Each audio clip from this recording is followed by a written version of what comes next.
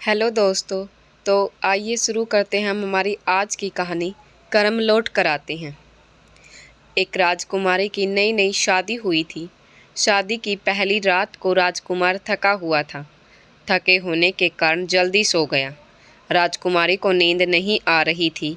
वह उठकर शयन कक्ष में ही चहलकदमी करने लगी। उसने देखा पलंग के नीचे एक सुंदर और भारी तलवार रखी थी। तलवार की मट पर हीरे जवाहरात जड़े हुए थे। राजकुमारी कौतूहलवश उस तलवार को उठाकर देखने लगी।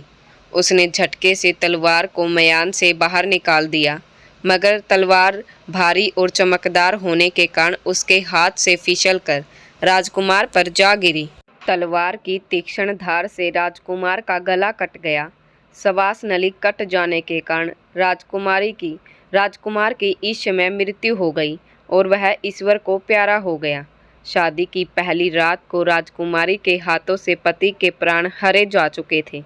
वह जानती थी उसके इस दुष्ट कृत्य के लिए उसे बहुत बड़ा दंड मिलने वाला है।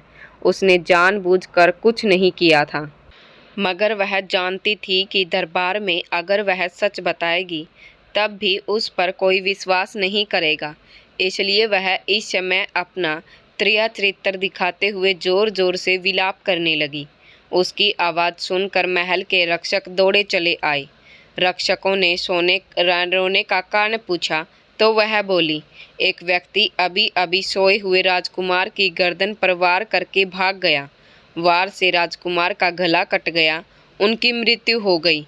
इस समाचार से पूरे राजमहल में हड़कंप मच गया, क्योंकि मरने वाला राजा का बेटा था। महल के रक्षकों ने राजकुमारी से पूछा, वह व्यक्ति किधर गया? तब विलाप करते हुए राजकुमारी बोली, वह भागकर उस मंदिर की तरफ गया है। मंदिर महल के भीतर ही बना हुआ था। राजा ने उस मंदिर में अपने एक विश्वास पात्र पंडित को पूजा पाठ के लिए रखा हुआ था। रक्षकों ने पूरे मंदिर की छानबीन की तो उन्हें वहां पंडित के सिवाय कोई नहीं मिला। रक्षकों ने पंडित को पकड़कर राजा के सामने प्रस्तुत कर दिया। पंडित ने खुद को गुनहगार न होने की बहुत सफाई दी, मगर राजा ने उसकी एक नहीं सुनी। राजा ने कहा, मेरे राज्य में पंडित को मृत्युदंड नहीं दिया जाता, मगर जिसके प्राण लिए गए हैं वह मेरा प्यारा पुत्र था। इसलिए पंडित का एक हाथ काट दिया जाए और उसे राज्य से बाहर निकाल दिया जाए। पंडित ने मन ही मन राजा को अधर्मी और मूर्ख कहा और उसका राज्य छोड़कर चला गया। चलते चलते वह एक जंगल में पहुंच गया। जंगल में एक महान ऋषि तपस्या कर रहे थे। पंडित ने ऋषि से पूछा, ऋषि राज, क्या आप बता सकते हो कि मुझे एक हाथ काटने का दंड किस अपराध के लिए मिला है? ऋषि ने अपने तपोबल का प्रयोग करते हुए पंडित के वर्तमान और अभी के अपराधों पर नजर डालकर कहा, हे ब्राह्मण, आपको यह दंड पिछले जन्म में किए गए एक अपराध के लिए मिला है।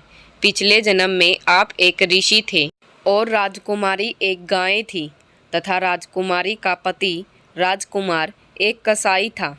गाय कसाई के डर से जंगल में भाग रही थी। कसाई उसका पीछा करते हुए आपके आश्रम में पहुंच गया और उसने आपसे पूछा था कि गाय किधर गई। तब आपने हाथ के इशारे से उसे बता दिया था कि उधर गई है। कसाई ने उस दिशा में गाय का पीछा किया और उसे पकड़ लिया। फिर वह उसे मार कर गंगा के किनारे उसका मांस और चमड़ी उधेड़ रहा था कि अचानक वहां पर शेरों का एक झुंड आ गया। शेर गाय और उस कसाई दोनों को खा गए। उनकी हड्डियां गंगा में बह गई। इस कारण दोनों का फिर से मनुष्य योनि में जन्म हुआ, क्योंकि कर्मों का फल सभी को मिलना था। कसाई राजकुमार बन गया और गाय राजकुमारी बनी। फिर राजकुमारी के हाथों राजकुमार का अंत हो गया और गाय का बदला पूरा हो गया और अपने हाथ के इशारे से गाय का पता बताया था। इसलिए उस अपराध के बदले में आपका एक हाथ चला गया। और पंडित ने कहा, यह तो सरासर गलत है ऋषि राज। पूर्व जन्म में मुझसे जो अपराध हुआ था वह अनजाने में हुआ था। मैंने तो सिर्फ सत्य ही कहा था कि गाय उधर गई है, फिर यह पाप कैसे हो गया? विधि का यह विधान ही गलत है। अनजाने में हुए अपराध का इतना बड़ा दंड मुझे नहीं मिलना चाहिए। ऋषि ने आगे कहा, एक कुरूप आदमी को देखकर आप कहोगे तुम बहुत कुरूप और भद्दे दिखते हो। हालांकि आपने कुछ गलत नहीं कहा, केवल कुरूप को कुरूप कहा है, यानी अपना सत्य कहा है। भगवान की बनाई रचना को वैसे ही कहा है जैसी वह आपको दिख रही है, मगर यह भी एक पाप और अपराध है। आपके कथन से उस व्यक्ति की आत्मा को घोर दुख पहुँचेगा।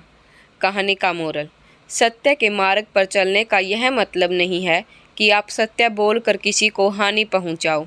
अगर आपके द्वारा बोले गए सत्य से किसी को हानि पहुंचती है, उसका अहित होता है या उसका मन आहत होता है, तो आपके द्वारा बोला गया सत्य भी पाप की श्रेणी में आता है।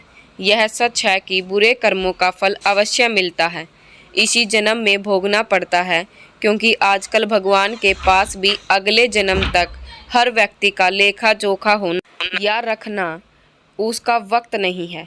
इसी जन्म में हिसाब बराबर कर दिया जाता है। बोलो राधे राधे, जय माता दी। तो दोस्तों, कैसी लगी आपको हमारी कहानी? प्लीज़ चैनल पर आए हो तो उसे सब्सक्राइब कर लो और वीडियो को लाइक कर दे।